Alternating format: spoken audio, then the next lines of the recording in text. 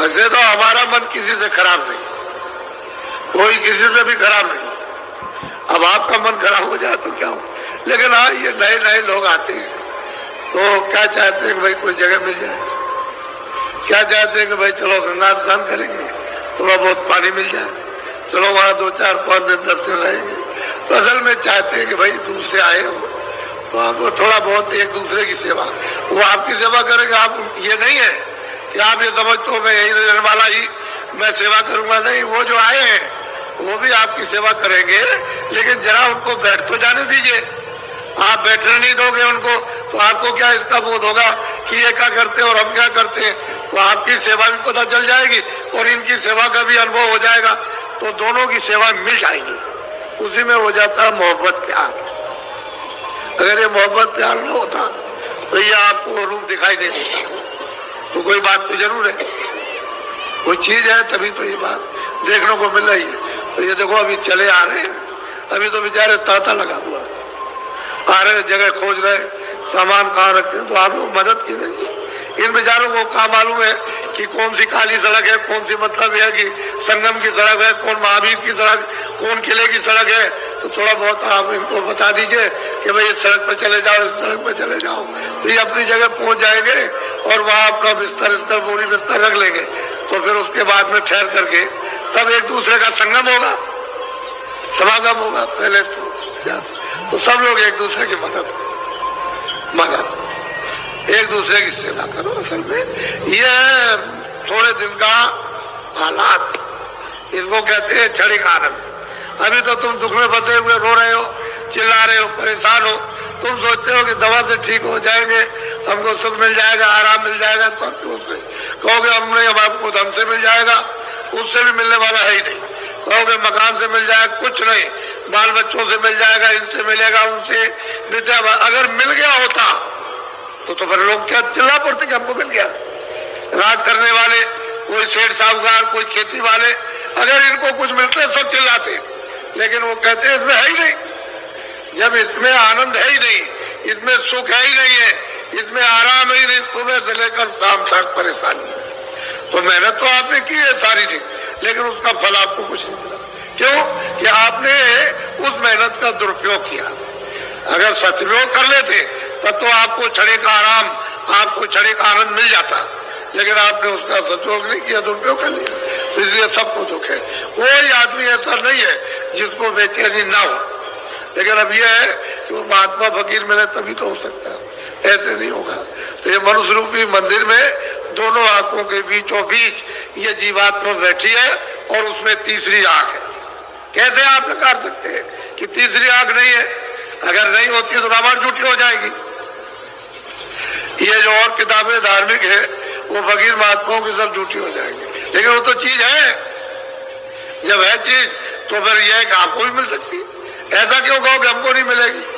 मिल जाएगी, लेकिन जिसके पास वो चीज होगी दे देगा आपको। उसकी आपको प्रतीक्षा करनी, उसके पास तक पहुंचने की जरूरत है।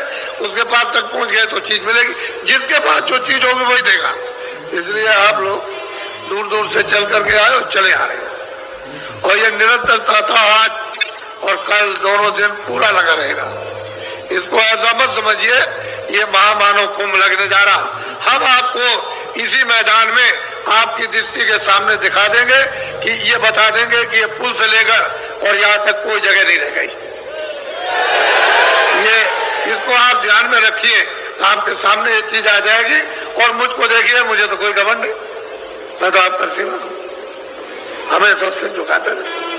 मैं तो कोई महात्मा नहीं, मैं तो खुद कहता हूं कि ना कोई महात्मा न कभी बना, न कभी बनता हूं, न भविष्य हूं। मैं तो आपका सेवक हूं। आप मुझको देखिए। आप एक आदमी की मेहनत उसको देखना चाहिए, सब बुद्धिजीवों को, और जो अनपढ़ है उन सबको विचार करना चाहिए कि एक आदमी कितनी मेहनत कर रहा है और किसके लिए, कि भाई तुम्हारी जीवात्माओं का भी कल्याण हो जाए और शरीर का भी तुम्हारा, जब तक इसमें जीवात्मा रहे उसको लाभ पहुंच जाए।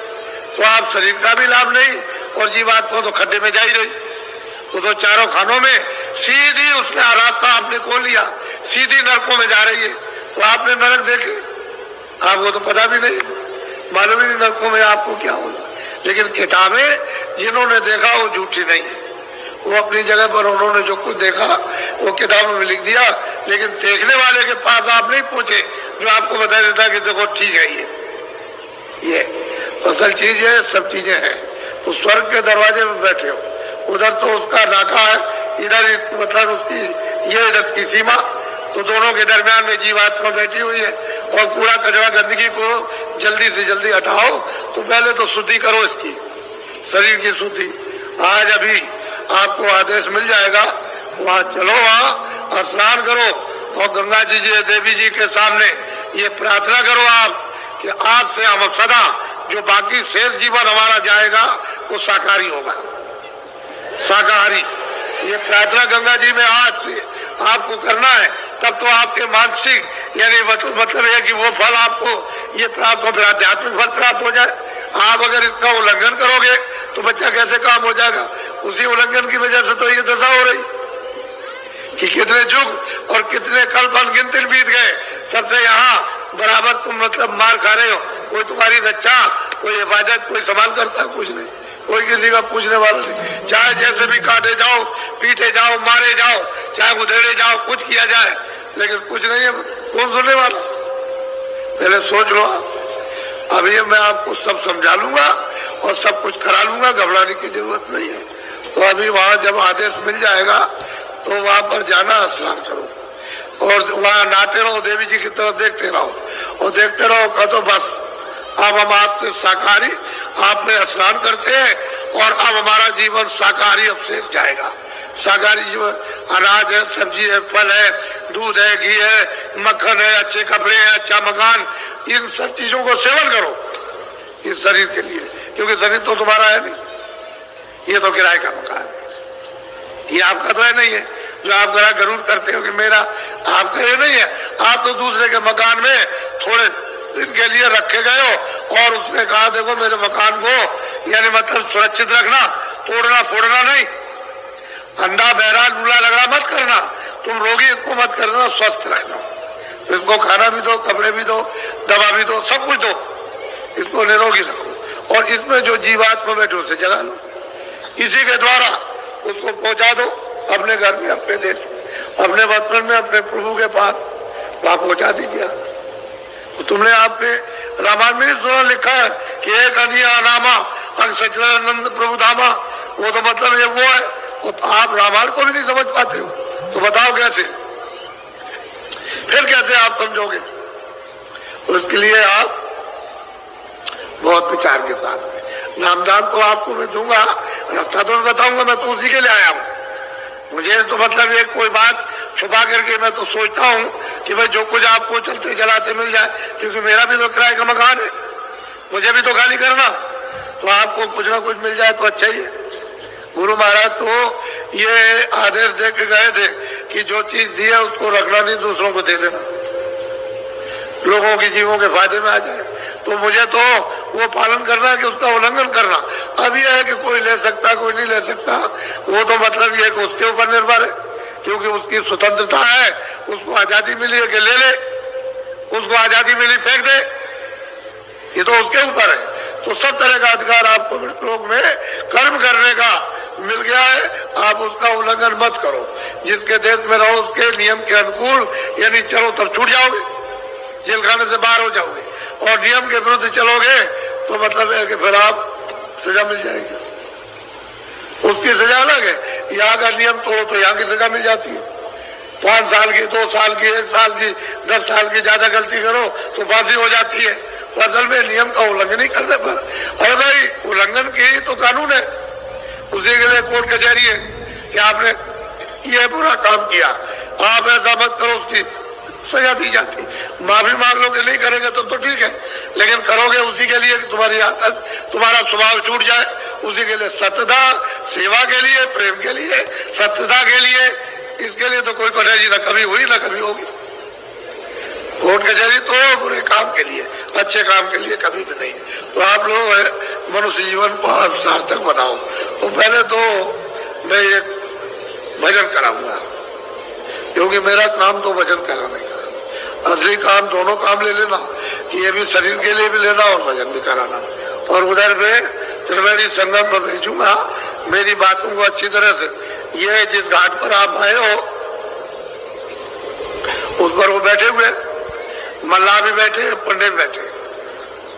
पंडा तो एक शब्द है, वैसे तो वो ब्राह्मण है।